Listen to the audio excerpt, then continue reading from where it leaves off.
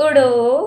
पर अब थोड़ी उड़ान हमारी थोड़ी सी कम हो गई है, जो हमें नहीं करनी, क्योंकि आज था मेरे सीबीएसई 10th वालों का पेपर, वो भी मैथ्स का, जिसमें हमारे पास चॉइस थी स्टैंडर्ड या बेसिक की।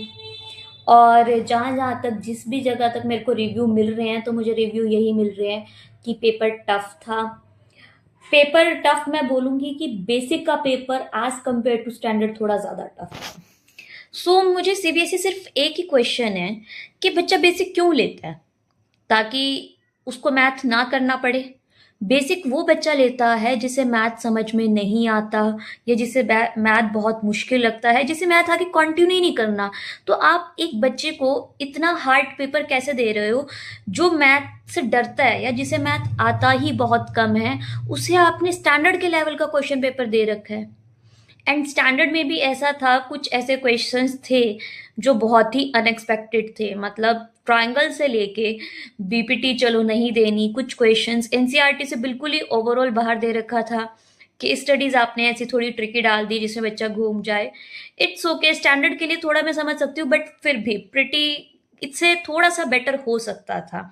बिकॉज आपके लिए ये पहला एग्जाम है हमारे पास 10th वालों का, बच्चे का पहला एग्जाम, बच्चा पहले ही डरा हुआ है, ऊपर से मैथ्स का पेपर। सो एवरीवन थिंक्स कि हाँ थोड़ा सा इजी होगा। बट सीबीएसई प्रूव्ड कि भाई सीबीएसई तो सीबीएसई है। So it's okay everyone. मुझे पता है तुम लोग अभी थोड़े से डिसहार्टेड हो गए, ऐसे कि हाँ दिल दुख गया हमारा, ये हो गया।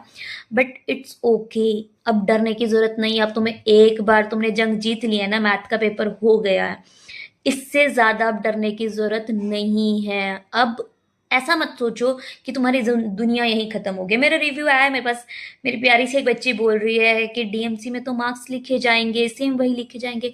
अरे बेटा कुछ नहीं होगा, डीएमसी में वो मार्क्स लिखे जाएंगे डेफिनेटली, बट आपकी वो डीएमसी को कोई नहीं देखता। और जब देखता है ना, तो यस, आपके पास अपना एक क्या कहते हैं गाइस, यार मैं भूल गई सच बताऊं तो, काइंड ऑफ एक्सपीरियंस होता है। यस, आपके पास अपना एक्सपीरियंस होता है बताने के लिए, शेयर करने के लिए, कि हाँ जो मिस्टेक आपने की वो कोई और पर्सन ना कर सके। ठीक है, तो अब अपना दिल छोटा करने की जरूरत नहीं है। यार तुम प्यारे प्यारे से बच्चे हो, ऐसे दिल छोटा नहीं करने का। ठीक है, English, SS, science, Hindi, Punjabi, IT, AI, कितने पेपर पढ़े हैं भाई साहब। परसेंटेज बनाने के लिए एक मैथ्स नहीं है। ओके, मैथ्स से तो बच्चे वैसे ही डरते हैं।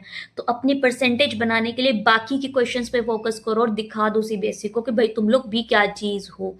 एंड टू सीबीएसई, प्लीज, आपने पेपर टफ दिया है, it's okay. Now it's my lenient request to all the evaluators की प्लीज चेकिंग थोड़ी लीनियंट रखें, स्टैंडर्ड की भी एंड बेसिक की तो प्लीज खास तौर से। वो बच्चा जो मैथ्स नहीं कर पा रहा, वो बच्चा मैथ्स का पेपर देने आ रहा है, तो प्लीज ये सोच के चेकिंग करे कि उस एक पेपर पे बच्चे का फ्यूचर डिपेंड करता है।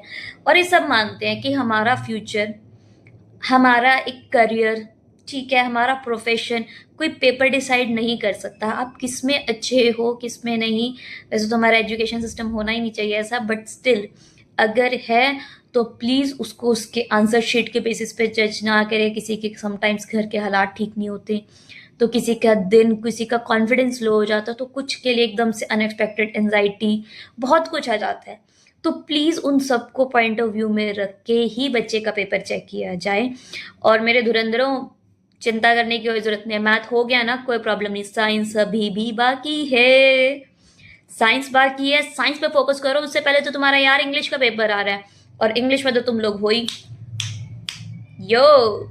सो इंग्लिश का पेपर बहुत अच्छे से प्रिपेयर करो। इंग्लिश, हिंदी, यही सब यार आपके लोगों की परसेंटेज बनाती है, तो प्लीज बहुत अच्छे से करो। और जो मेरे 12th वाले हैं भाई, कल फिजिकल का पेपर है, physical education. One thing more भाई साहब, तुम लोगों की परसेंटेज को अप यही करता है। तो अगर परसेंटेज अप करनी है, कल के फिजिकल एजुकेशन का पेपर बहुत अच्छे से करके आना।